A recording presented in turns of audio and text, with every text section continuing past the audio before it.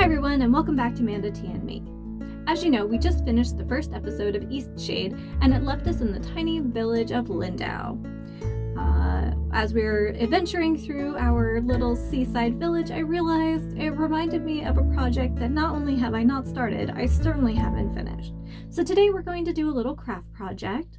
As a child, I really enjoyed making doll houses and dioramas, and I hope you enjoy the experience today as well. Let's get started.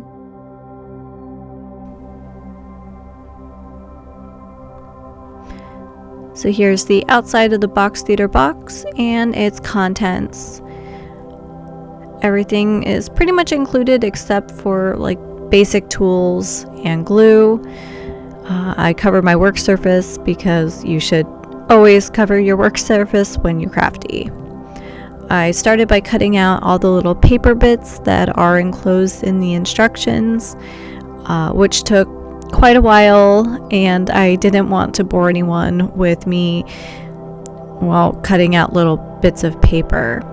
Also included were these really cute backgrounds that have the little story on one side, and of course the background for the little, I don't know if you want to call it a dollhouse or a diorama, but it's kind of the same thing.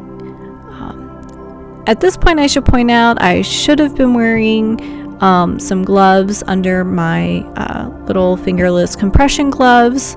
I did not account for absolutely how much glue I was going to use for this project.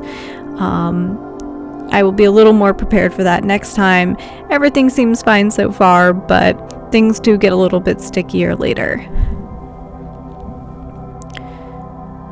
So the first few steps are to assemble the little compartment where the electronics go. There are lights included in the set, which I wasn't actually expecting until I opened it up, and then there was a cautionary bit about batteries and disposal, and realized, oh, there's more to this than I thought. The little plaque actually conceals the battery package.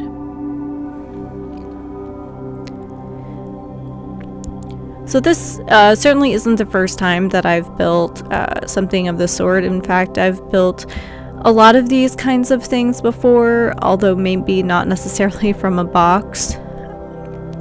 As a kid, I liked to disassemble the boxes that my toys came in and turn them into something. This is pretty frequent, especially with any kind of doll or action figure, just to take things that much farther with playtime.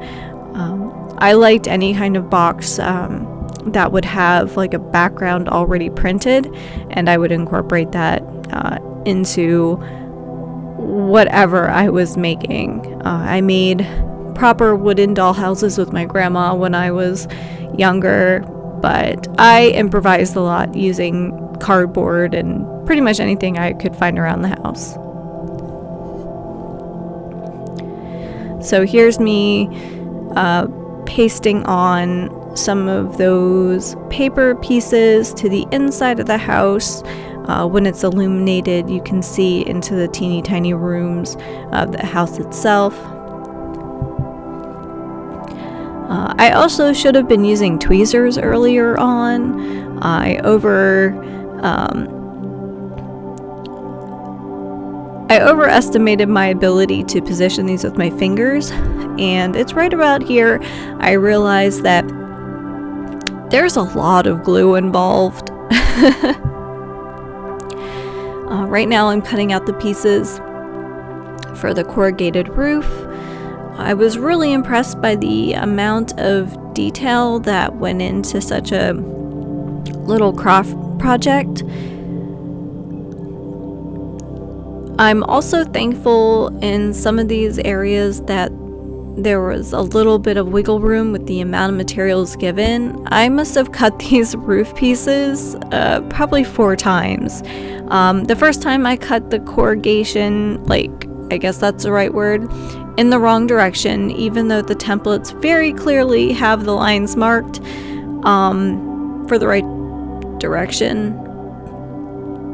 But all in all, it worked out pretty well. There were definitely moments where I got ahead as well and found myself saying, "What's this tiny little piece?" And for anybody who's put together IKEA or any other type of modular furniture knows that there are always going to be leftover pieces, even if there shouldn't be any leftover pieces.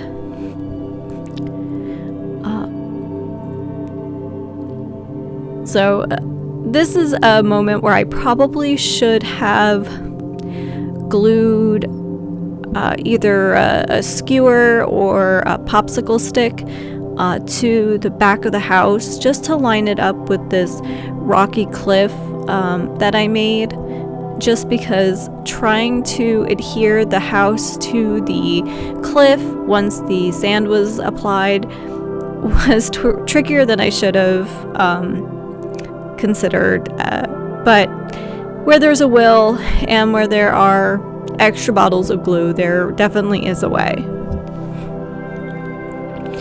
Thankfully, the glue dries not only pretty clear but pretty matte, so it wasn't glaringly obvious that I had to fix things a few times. I do have a few more of these sets, so I'm hoping that I will be a little more prepared the next time I make one of these. It was really fun hanging these little banners. They were a little bit awkward to cut out, but they do add something. And I have to admit, even though the space was super tight, adding in all the underwater foliage and the coral might have been my absolute favorite part of this project. If anybody has watched Let's Plays or has played themselves Subnautica, that's kind of what this reminded me of. All the little bits of coral and kelp and some other underwater plants that I'm not familiar with their names. So here's the finishing touches. I was actually really impressed by how the electronics went together here. My only complaint is the wires weren't super obvious as gray or purple. But so here's the final project. Alright everyone, that's all for today. I'm going to go ahead and wash all this glue off my fingers, and next episode we should be returning to the seaside village of Lyndow and continue to explore and meet new people. If you've enjoyed today's video, please don't forget to like, comment, and subscribe, and as always, happy sipping!